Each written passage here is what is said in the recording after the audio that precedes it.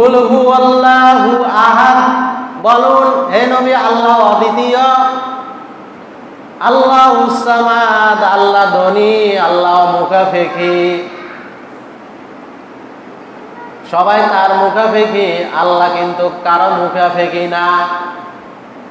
লাম ইয়ালিদ ওয়া লাম ইউলাদ, তার কোনো সন্তান নাই। এবং আল্লাহ তার কারো সন্তান নয়। ওয়া লাম ইয়াকুল লাহু কুফুয়ান আহাদ, তার সমকক্ষ কেউ নাই, সমতুল্য কেউ নেই। এ হচ্ছে ইখলাসের সূরা। কেউ 3 বার তেলাওয়াত করবে শুদ্ধ করে, 1 খতম কোরআন তেলাওয়াত সওয়াব পাবে। কেন? কারণ এটার ভিতরে অনেক গুণ রয়েছে। ছোট্ট একটা সূরা,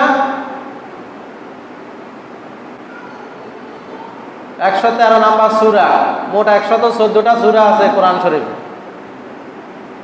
এই 4 আয়াত খুবই গুরুত্বপূর্ণ আয়াত।